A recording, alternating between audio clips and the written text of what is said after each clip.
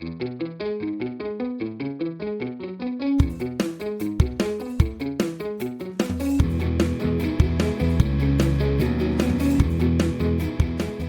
up, everyone? Welcome to another episode of the Milwaukee Sports Performance Podcast. I'm joined today by Ian Bennett. Ian is a local soccer coach and a professional soccer player for the Milwaukee Wave that just finished up his season and has been kind enough to take a little time to come out and share a little bit more about his career as a soccer player and some of what he's seeing working with young soccer players now. So, Ian, welcome. Thanks for the time. No, man, thanks for having me. Obviously, we've always wanted to get on there. Finally, we got some time. I know. And I'm excited to be here, man. Yeah, no, that's awesome. So I always like to just start if obviously many people know you in the area and the soccer community, but if someone is unfamiliar with Ian Bennett, you share a little bit of your soccer journey and how a Canadian ended up playing pro soccer in Milwaukee. Yeah, it's kind of crazy. So obviously I'm Canadian, born and raised Hamilton, Ontario. H-Town's finest. I always got to throw that in there. But yeah, I just went through the ranks, like kind of the youth soccer, and then I got pretty good at it. Actually, it's kind of funny. I played actually football and soccer growing up, and I was pretty good at football, I'm not gonna lie, but I didn't want to take any more hits, and I didn't grow. So I was like, you know what, let me go the soccer route. I went there, I went to high school, and from there, obviously played club. I got a scholarship to a Marian University in Indiana. It's an NAIA school, right by Butler. Did great there. Had a good 4 years there, a couple records, player of the year, player, all that. So that was good. I really tore that up. And then from there, I got drafted to Charleston, played to Richmond, played in Chicago, and then I kind of dabbled. It was kind of crazy. It was outdoor and indoor. So I was doing that for like 4 or 5 years. And then I ended up playing indoor with Milwaukee. And then honestly, it's been my home ever since, man. Yeah. So it's been a kind of crazy journey. That's great. That's great. What was the transition like going from outdoor to indoor, and how did you end up kind of settling on indoor being your real home as a pro? Yeah, that's a great question. So like obviously outdoor is like the real game, right? The pure soccer players are like outdoor it is, and which it is. But for me, if you guys know me, I'm a hyper dude, man. I got a lot of energy. So indoor, like I've always played indoor growing up too, because obviously Canada, it's cold, right? Yeah. We can't play all year round outdoor. So I just, obviously I grew up playing both, love both. And it's just indoor, man. The action and the pace, just, man, like you miss a shot, it's coming back. Outdoor, you miss a shot, it's a goal kick. You got to kind of wait. You got to wait. So the action, honestly, kept me involved, kept me intrigued. So, and I just loved it. So I hung up my outdoor boots, and I was like, you know, I could play a little bit longer indoor. So I just made that change, and I just loved it ever since, because it's just so action paced, man. I love it, man. That's great. I haven't thought about it in that way, especially as a scorer like you are, where you miss a shot and you don't have to wait to get the ball back, like it just come right back to you. That's funny. I'm glad you said that, because it's one of the things that I was curious about. Obviously, we maybe aren't quite as cold as Canada, but it's still pretty cold up here. So futsal indoor off-season training is very, very common, popular at all levels. What do you think transfers best for like a youth player that has to work inside all winter? What skills can they improve the most working inside that then will help them as an outdoor player? Yeah, no, that's another great question. I think obviously if you're young, obviously futsal helps. But the biggest thing is can you replicate game-like stuff, and obviously indoor in a small spaces. So like if you could find a turf field where you can actually wear cleats and train indoors all year round, that is going to be, honestly, that's going to be the best way to translate your game to like when you get to the outdoor. Because I mean, obviously if you know the footwear is a big thing, obviously wearing indoor shoes is really comfortable sometimes and it feels good. But obviously when you're wearing cleats, the cutting and everything's kind of sharper. And again, for your body, you want to get used to wearing the cleats too, because like there's different movements where your body can obviously get used to, right? When you're wearing shoes, it's almost kind of like you have a little bit more give, you have a little bit more freedom. So on your body, I think when you wear cleats, you can kind of see how your body moves, the turns, the tweaks, everything. And it can kind of build up your muscle memory, even though they say muscle memory is not a thing, but you can build up how to move when you're with cleats. Then than wearing different shoes all the time. So I always tell my athletes, if you can replicate stuff game like, then that's what's benefit, and that's what you got to try to do as most as you can. Yeah, no, I think that that makes a lot of sense, and it's a really good point because we see just a flare up of injuries with surface changes going from gym stuff to, or from like playing soccer on a basketball court, which a lot of kids will do, to then transitioning outside, and all of a sudden we'll get a bunch more shin splints or kind of other issues, so that people don't account for the difference in surfaces and the effect on your body. Yeah, it's massive. I think just even like with like the jumping, Yeah, like that's massive. You're going from first thing, you're going jumping on like say a court where you're wearing like shoes, indoor shoes, you might have comfortable shoes.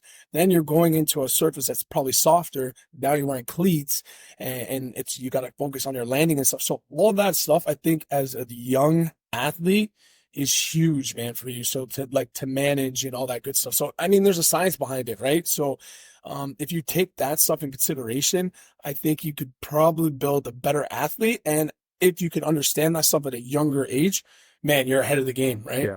No, I think that's awesome.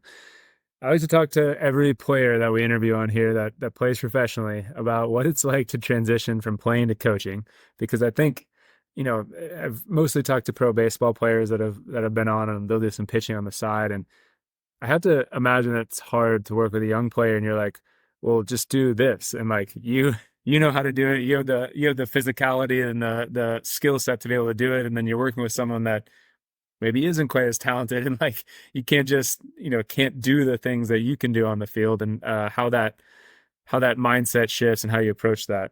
That's awesome. So basically it's kind of crazy. So I had that same problem when I first started coaching. I was like, man, why don't you get it? Why don't you understand? Like, let's get this done, man. It's that easy.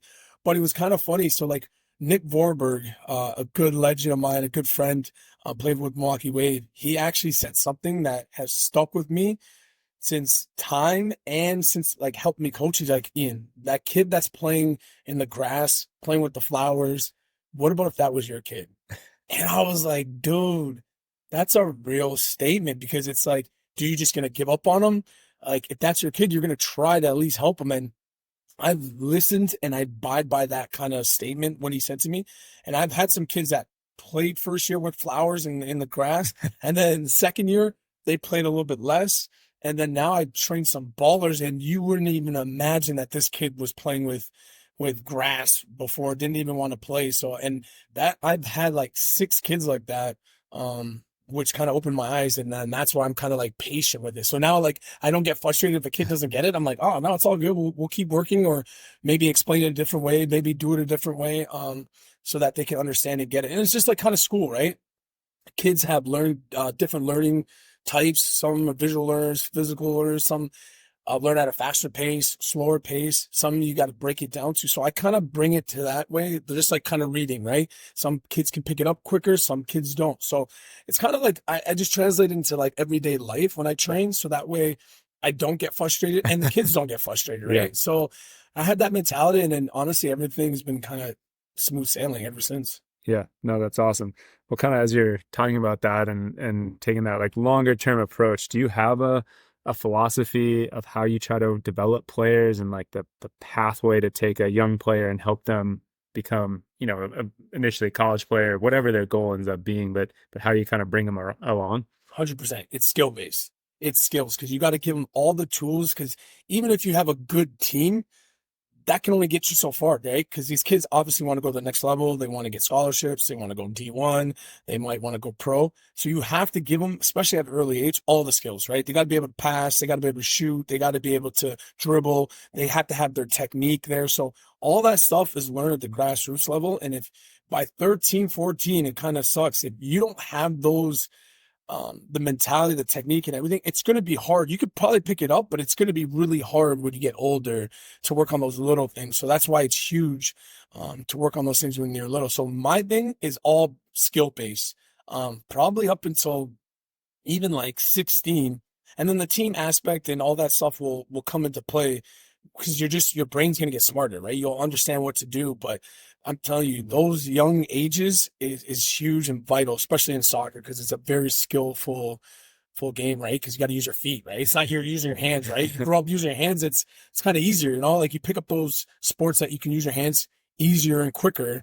With your feet, it just takes a little more time and it takes more skill. Yeah, no, that's a really interesting. I've never thought about soccer in that way. That like, I mean, obviously I know there's a lot of skill, but the touch on the ball and yeah, you're like, we work on hand-eye coordination so much with our kids on hitting and swinging and impact sports, but I've never really thought of like foot-eye coordination or That's what I try to tell parents. I'm like, this sport is hard. You're not using your hands. Like, if you use your hands, you're taught to write and all that stuff. No one's telling you, like, and you're walking, you're crawling first too, right? So like, you're still using your hands. You're still not even using your feet, right? When you're crawling, you're on your knees and your hands and knees. So it's like, people don't understand that. And that's why I'm like, I'm crazy with all this stuff, because I break all this stuff down and I try to tell people, I'm like, listen, this is not an easy process. Your kid might not get it. The first 2-3 years, you might be like, my kid should not play soccer, but it's not bad. It's a hard skill to learn, especially when they're a young age and they're growing and all that stuff, and they're growing into their bodies. So it's like, you got to take your time with it, but you just got to make sure that you're always just making sure they're training and they're doing the skills, because they will pick it up. It's just a matter of time. Yeah, no, that's awesome. Well, how do you, from when you were growing up playing youth soccer, obviously in Canada versus US, but just kind of in general, how have you seen the landscape of youth soccer change over the years? I mean, youth sports in the US right now is it's kind of a meat grinder across of everything. So I'd just be curious from like a kind of high level view, how you view how we develop players in the US and in soccer. Yeah, so it's crazy. So it's kind of like a good and bad, right? So these kids have nowadays, so they have so much access to the best equipment, the best trainers, the best, like, so these kids could be strong, fast. They can have it all when we were playing and stuff. So they have all that access. But I think the free spirit, the helicopter parents are in play as well, right? Because now you got parents paying for all this stuff. They want to see results. They want to see all that stuff, instead of like back in the day where your parents just dropped you off. If you were good, you were just training. If you went outside, you were just training. So I think the level of expectation back then wasn't so high, because they were just like, oh, if my kid's good, this is awesome. And we can kind of keep going through the ranks.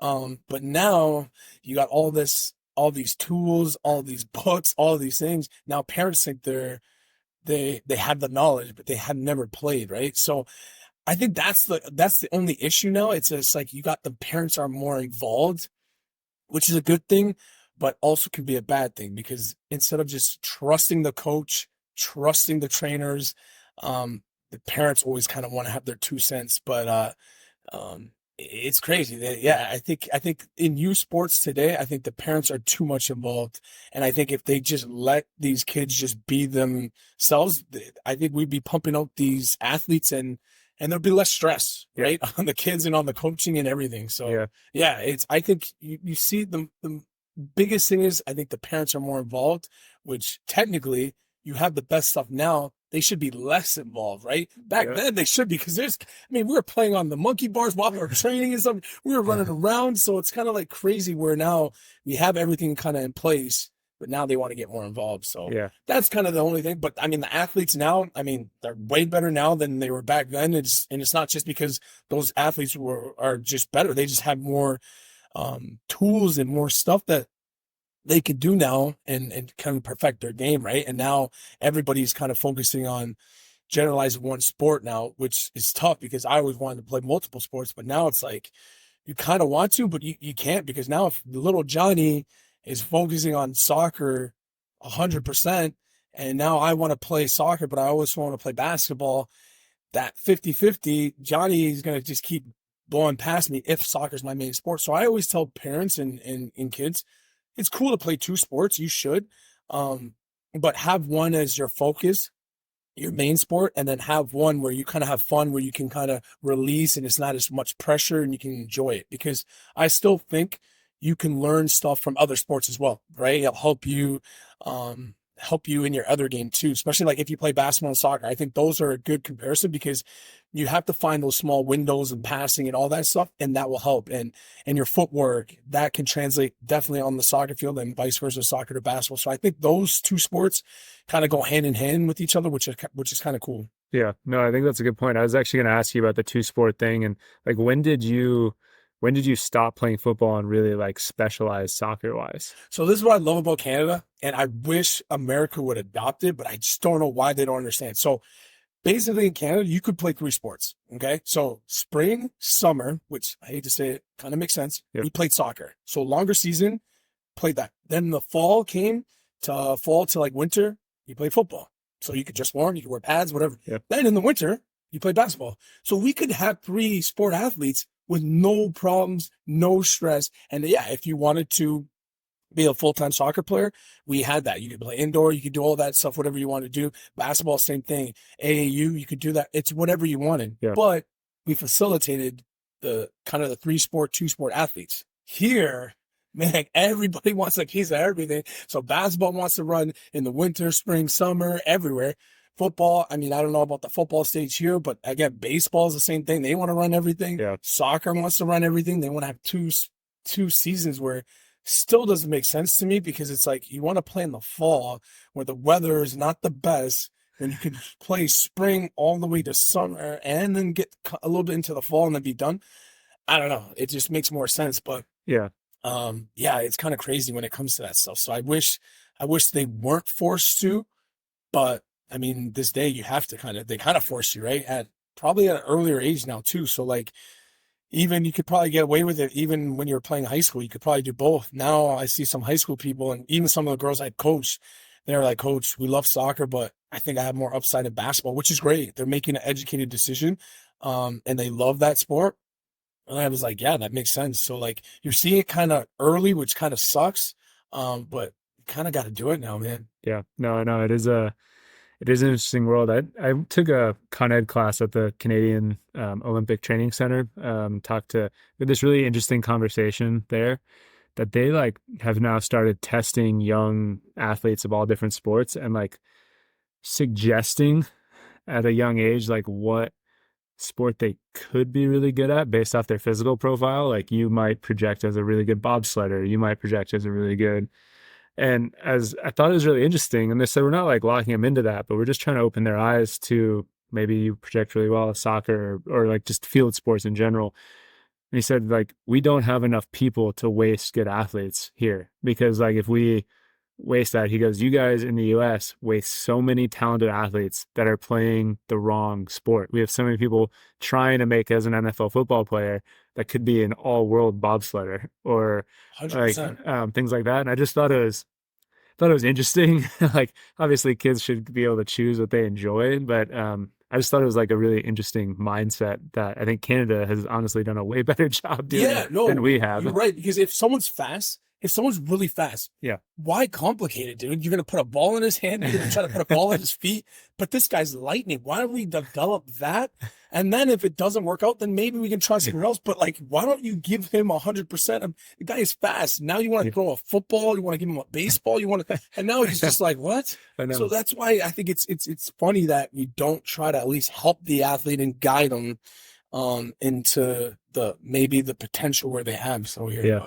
Yeah, no, that's great. We're weird. Canadians are different, though. You gotta understand. Hey, you said it, not me. Yeah, we're different, man. We move different, man. Yeah, no, it was a cool. I really enjoyed spending. We were up there for about a week, and we just got to go out and eat and hang out and do all this stuff. It was a lot of fun. I learned a ton. So, okay, I know you help a lot of your players. You and I've talked about it with a couple with recruiting. I'd be curious to get your insights on like where's recruiting in college soccer at, and how have you seen the NIL stuff start playing a role is it a huge role in soccer right now? Is it increasing? But just kind of your views on the recruiting landscape. Yeah, so the recruiting landscape, honestly, to be honest, I think it's fantastic, right? I think these institutions are making money off some of these athletes, obviously the bigger athletes, like in the bigger sports, football, basketball.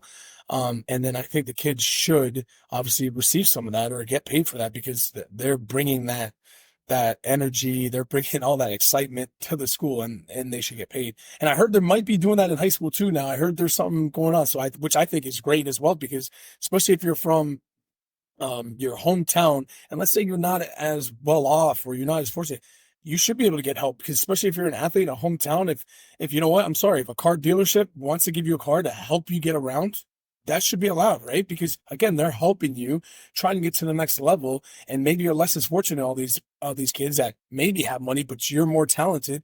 Why should you have to suffer? So I love it. I think they should do it at high school levels. It just got to be done right. But I think that is huge for the athletes, and then especially talking to some of these coaches, it's been great, man. Because again, like I said, some of these college coaches are like, man, we want this player, we want this player. Maybe they don't have some scholarship monies left. Maybe they don't have this, but then you know what? NIL, they hit somebody up. We want to get this kid in the school. We really want him.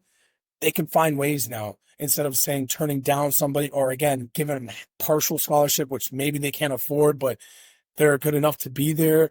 So I think it's changing the whole dynamic, and it's been really good. I got actually a couple of my athletes kind of got some deals going there, and it's kind of crazy. They're actually going to these schools and they're going to actually make some money when they graduate. It's unreal. Like before, people were graduating with like, you get a good degree and you graduate with some debt. And that was kind of looked upon where, oh, that's good. I got it. But now you're kind of behind the game. Now some of these kids are going to school, free, full ride, and now they're making money when they get out. I mean, who would want that as a parent and as a kid? So now you're getting ahead. I mean, it's fantastic. So I think that should definitely be the norm, and it should keep going, and it should keep getting better because girls too sports is blowing up as well, right? Yeah. Especially in America, man. Like I think our girls in America are so ahead of a lot of countries and stuff, but some other countries are now coming close to us now. So now we got to kind of invest more now on the girls' side, because I think we took the girls' side for granted because I think they were just so good and so dominant in like the sport, basketball, softball, but now in soccer. And now, as you can see, the women's obviously World Cup team, they lost, softball, they're catching up, basketball, they're catching up too. So I think now we got to start now reinvesting because I think the girls were just so athletically dominant. We didn't need anything, right? So I think we need to now, reinvest in the girls, and I think we got to get back on top on the girls side. The boys side is always going to be tough, and I mean, we're going to have some good boys teams and all that good stuff, men's team, but I think now on the girls side we can really be dominant again, but we just need to invest in stuff. Yeah, no, I think that's a really good point, and I think I think that the NIL stuff has made a lot of sense. I know it's like chaotic, and the transfer, there's just so much changing all at once. It's hard to keep track of the effect of the transfer rules with the effect of the NIL. And yeah, transfer portal stuff. That's tough for the coaches. There's just a lot. Yeah. It's a lot moving around and changing, but I do think overall, I think it's positive for players, and that's 100%. What's most important. Yeah, because the transfer, what about if you were promised something from a coach, and now it kind of holds the coach accountable, which in the past, it kind of not, right? They'd be like, okay, I'm giving you a scholarship, you're getting a full ride, but you're not playing. So then as an athlete, you say, do I take that or do I transfer? I need to sit out a year, and then do I get the same scholarship? Now it's like, listen, you don't want to play me, I understand, but I need to go somewhere I can play, and maybe they can give me the same scholarship, or vice versa. Now, if you go to which I love, maybe you go to a smaller school that didn't take a chance on you, one of these big schools. You go to a small school, you tear it up, and now you got maybe like a Kentucky, Florida State. It's like, listen, we slept on you, you're tearing it up, you could play. Now I'm going to go transfer. Sorry, coach, thanks for helping me. But so I think that stuff is into play, and now I think this is the best part. Now the development comes now. So now the aspect is not just obviously getting the best players now. So as a recruiter now, you're like, you know what?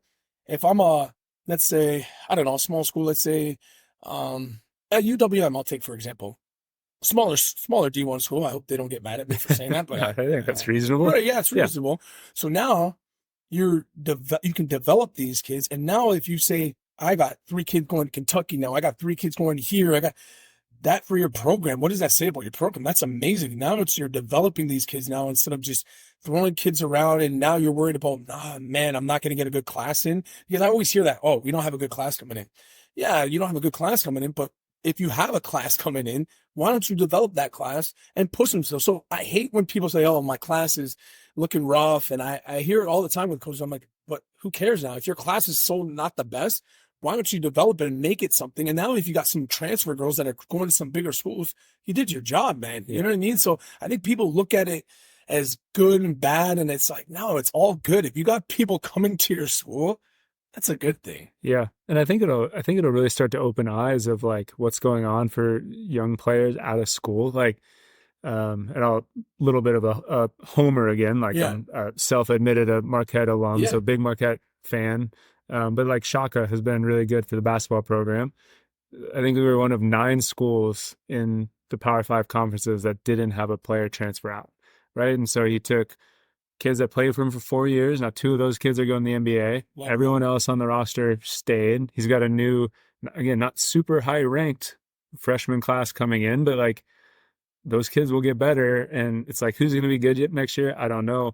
But now if I'm another recruit and I'm looking around, I'm like, man, something has to be going on there when like no one transferred out. That's really positive versus, hey, here's this school that like did well and like 5 kids left. Like, Exactly. why?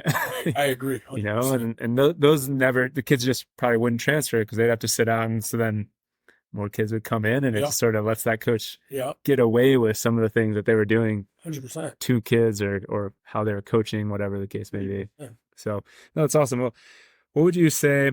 You got a young player that's starting to work with you, maybe early, just before high school, going into high school, is like, Ian, I want to play college soccer. What advice do you give to that player on like how do you get from where you are now to putting yourself in position to be, considered for a scholarship? Yeah, I always it's kind of simple and it's easy to say, hard to do. Yeah. Outwork everybody, don't stop working and keep working. Like it's such a cliche and it's so simple, but it's so hard because you can get in a routine. It's just like us when we're in the gym and you get older and stuff. You could do probably a program for 2 weeks, feel good, but it's the third week, it's the fourth week, the fifth week, when you get sore, when you get tired, you got other things to do. Can you still do it? And as a young kid, it's kind of easy, right? You don't really have a job, maybe. I mean, you got your parents there. All you got to do is just work on your game. Like, what's the excuse, right? Like, you're never going to get an easier life up to this. Obviously, I know things can happen in a kid's life, but let's just say nothing happens in their life and they come from a decent home. What's the excuse, right? And I tell my kids all the time, like, what's your excuse? So like, and I did stuff that I made sure they had no excuses. I turned my backyard. So like, it's Wisconsin, man. There's grass stains and everything, and you don't want to wash, especially if the missus are like, "Yo, these kids can't be outside. I'm not cleaning these guys." But I made it sure, so like, even if it rained, you could still go on the turf. If it snowed and then the weather was good, some days you could shovel it off. You train. So I try to take all the excuses out, and honestly, I kind of teach everybody and train everybody like they're my own. Put the work in. Like, if you need help, if you need programs that you need to do while you're not training or you're traveling and stuff, just put the work in. Because I think every day you don't do anything, there's got to be somebody else doing something, or you're just letting yourself down, right? Yeah. You can take even an hour, 10 minutes or whatever, just do something every day to better yourself. So that way you have no excuses and no regrets when you get older. And if you don't make it, because for me, I always say, if a kid gets burnt out, that's awesome. You're not meant to play the sport, right? Because I'm pretty sure Cristiano, Messi, Mia Hamm, they didn't get burnt out, right? They were meant to do it. So I always tell the parents, I'm like, listen, if they want to train and play, give it to them. Because then you save time and money. If they get burnt out, then they're not meant to play that sport. So I say go hard, 100%. If that's what you want to do, especially if soccer is your sport, train it. Go hard every day, juggle, train, work on something every single day. And if you get burnt out, perfect. You go on to something else, learn a trade, learn to get an instrument. I don't know, do something that you're passionate about. Because if you think about it, if you really think about it, if you're passionate about something, you're never going to get burnt out. Yeah. You just never. It doesn't make sense. So that's why I'm like, parents see, and this is why the parents get involved in it. I'm like, no, you don't want to burnt out. No, you don't. You're not going to get burnt out if you're passionate about it. Do you get burnt out by eating? You don't get burnt out, right? But you make sure you eat some of the stuff that you want to, and you prioritize. I think it's the same thing exactly. Like, do what you want to do and make sure you do it 100%. But don't give me these athletes that want to do it when they're happy to do it, or it's nice outside, or the equipment's amazing. I always love that when you got the best stuff and they love it, and then the equipment starts getting a little dirty and stuff, and then they're like, I'll be there next week. You know what I mean? So it's kind of that stuff where I say you just got to work, man. If you're a young athlete, you have potential, just keep working. Yeah. No, that's really, really good advice. I want to shift gears and talk a little bit about your career. I think one of the things that stands out to me, just looking, you've had amazing success, won championships, won league MVPs, all that type of stuff. But the longevity is impressive, right? That you're still out there playing at an older age for much older than many of your teammates, and you've maintained your athleticism, your skill set. You're still, you're not just out there as a body, but you're really out there contributing. So what have you done to maintain your body and your athleticism throughout your career? Yeah, it's kind of crazy. So I'm a little nuts, as I said. Like I always want to be the best. And it's not even like I'm comparing myself to anybody else. I just always want to be the best within myself, within my body. So honestly, man, I stretch a lot, I hydrate, I try to eat good during the season. Obviously, off season, my diet kind of goes a little bit, which because I enjoy food. I'm a foodie, right? I like some beverages and stuff, which is always good. Like if you just just moderation, Yeah. right? But no, I'm a cliche guy, right? I'm in there first one there, last one to leave.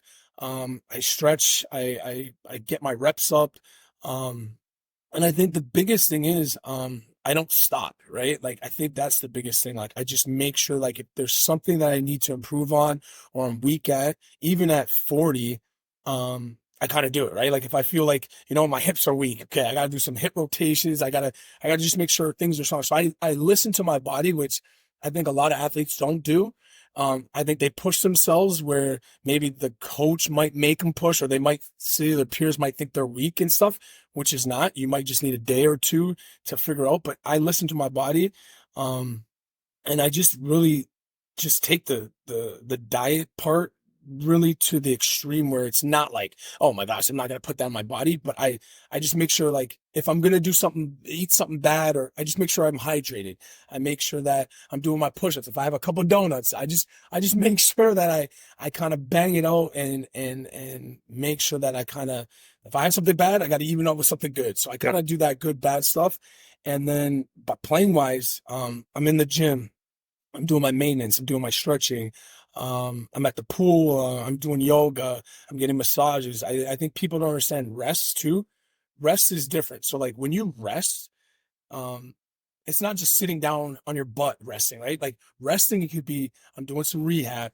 I'm getting a massage. I'm in the sauna. I'm sweating out. Like people think when you just rest, you rest. And I think that's what hurts a lot of athletes as well, because when you rest and you're not moving anything, you're not doing anything, that's where I think injuries can happen too, where like rest, you can, you're going to sleep, right? That's where your rest is. So like when you're just resting, you could stretch, you could walk, put some TV on and you can stretch, because again, flexibility, it's almost like a science.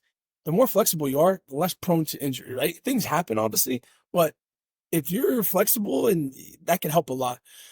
So that's been, I think, my main stuff, just working on myself. And then again, the pride and stuff. So like I always said, like if I start declining, my numbers start declining, the way I play starts declining, I'll retire, right? I'm not one of those guys, like you said. I don't want to just be a body. I don't want to just be like out there, just, do a little cameo and stuff, look good in my uniform. Nah, man, I'm trying to keep up with the young guys still. I'm still trying to keep up my numbers. And I think once that stops, then that's probably when I'll probably retire. But until then, no, I'll put myself always on a high standard. And if I can't get to that standard, then I'll reevaluate and kind of go from there. Yeah, no, I think that's awesome. There's so much good advice in there. It doesn't matter if you're a soccer player, baseball player, Yeah. basketball player. So much of just kind of that high performance lifestyle in terms of committing to the hydration, eating, sleeping, recovering, doing your training, all of that stuff carries over to every sport, not just soccer. And I think we'd have a lot less injuries if people took that approach. Yeah, and I'm not gonna lie, I invested. I'm not like LeBron James where I invested with like the hyperbaric chamber, but I have like the Mark Pros, TENS unit, I have rollers, I have roller sticks, I have the boots, right? Normatex. So it's not like, I'm not saying like it's just God given. Obviously a lot of it is, but like I take care of my body and I have the tools. Like I invested I'd probably say with all the stuff I have, I think probably to this day, probably have $50K worth of just equipment to help me. And then getting a sauna or red light sauna too. So it's stuff like that where you don't have to do it, but if you want to have that longevity, you got to invest in yourself. It's just like money too, right? You invest, you got to put money in to invest. So it's funny how people don't understand that like sports and life, it goes hand in hand. But then when they get to the sports side, they just feel like, oh no, I don't need to do that. I don't need to do that. But then on the work side in everyday life, you do that stuff, but you don't correlate it to the sport. So that's why I feel like I had a good grasp. And I don't know, maybe it's because of my dad. I have a good grasp on sports and life because I treat them both the same, right? Like if I want to make a lot of money, I need to work, right? Right. And if I want to invest, I invest, but that's the money that I have, that extra money to invest, because again, if you lose that, then you're behind. So it's the same thing with sports. I'm like, okay, I want to be good, so I got to invest, right? So like people don't understand. It's not rocket science. It's so simple. And if they would just look at it like that, I think a lot of people and a lot of athletes would be better off. Yeah, no, I think that's awesome. So appreciate you giving us a little snapshot into we don't want to take away your competitive advantage, but yeah, I know, right? Everyone's like, oh man, jeez. yeah, but no, that's great. Well, I want to dive into a little bit more about what you've got going on. I know you do some private coaching, and you've been doing that for a while, but you're really kind of taking a step up and opening up your own new space. So I'd love to just share a little bit more about what you have going on right now. Yeah, so it's kind of crazy. So I'll let you know how it kind of started. So I like I said, I turfed my backyard for my kids. Then it got caught on. Like I did some videos with my daughters playing. They're like, "Oh, Ian, you doing privates?" I'm like, I mean, I don't know if you know, those are my kids, basically. They're like, but yeah, I was like, yeah, I'll check your kid too. So we started doing that. So it's been like 2 years. And honestly, Mike, sometimes there's been like 30 kids rolling up to my house. So that's when I started to like, dude, this is the last summer. Because my neighbors are great, but it's like I had 30 kids back there. And I don't know if the cops thought I was having a party and stuff, so they were cool. But then it was just getting too much because the cars are driving off and everything. So then I was like, you know what? Let's get more professional. Let's do it. So got this facility out in Heartland, and obviously partnered up with ETS, big dudes, obviously Adam Thielen, Kirk Cousins, all those guys are a part of that franchise. And it's just really taking off. So partnered up with them, basically one side's a gym, the other side's going to be a turf soccer fielder, but it's going to be obviously baseball people are going to want to rent it out, lacrosse people. So basically it's just going to be a turf field, and we could do a lot of good things with it. And then partner up with some really good people, obviously with connecting with you guys. We got some Mosh involved, we got a couple other sponsors, and obviously some more sponsors in the works, but just trying to build these kind of, I hate to say it, but these super athletes, right? Like giving them the platform and the opportunity. If they want to be really, really good at something, we're going to give them that opportunity. And if you don't, if you just kind of want to just enjoy it and have some fun for an hour, we can facilitate that as well. But what we're doing, I think, is going to be something really huge for the athlete and for the player, because now you can go work on your skill set on the turf, and then now you can go hit the gym with some of these big time trainers and stuff. And the best part is, which I hate to say, if anything happens where you get hurt and all that stuff, we have those people in place too to help the athlete. So now you're going into a kind of a facility where, you know what, I can go 100%, not hold back. And God forbid if something happens, Ian's partnered up with some really good trainers, really good physicians and stuff that can help me get back if anything happens. And I feel like for me and as a parent, that's a win-win, right? I can give my kid to Ian and basically let him transform, let him form into the best athlete he can. And if there's any bumps along the way, he's got the right people to help him if anything happens. And I just love it. It's just everything is coming together. And obviously, thank God, obviously I believe in God, and I think everything happens for a reason. And I think things are just kind of coming into motion really well. Yeah, no, that's awesome. Where can people go online to learn a little bit more about you and hear updates on this new place that's hopefully going to be opening up here in the next handful of months? Yeah, you can obviously go to the website IB26 Bennett at .com. You can find obviously the clothing line and everything about the facility. Obviously, we're kind of keeping it hush hush right now until we start the grand opening and everything. So we kind of want to bring everybody in it. Obviously, everyone can find it on Facebook, IG, IB26, and all that good stuff. But we're trying to keep it a little hush hush, and then once it opens, then we'll start kind of killing it and doing all that good stuff, man. Yeah, that's perfect. Well, we'll get the Instagram handle on the website in the show notes. So if you want to kind of learn more about Ian, follow along with what he's doing, make sure you go and check those out online. Ian, I know you're busy. Thank you very much for the time today and sharing some of these insights. And thanks to everyone for listening. We'll see you guys on the next episode. Hey, wait a second. Do you have a teammate or friend that's going through ACL rehab right now? We would love to help them. Quite frankly, the state of ACL rehab in this country is not great right now, with many athletes never returning fully to play at a high level and undergoing a second ACL injury quite commonly. We have a free online ACL masterclass that tells athletes and families everything that they need to know step by step from the time of surgery until their return to the field to help them get back, perform at a high level with a reduced risk of injury. This online class is totally free, and you can sign up for it at the link in our bio at kinetic_SMP or at the link in the show notes of this podcast. We would really appreciate it if you would share this with anyone that we could help recover from this injury.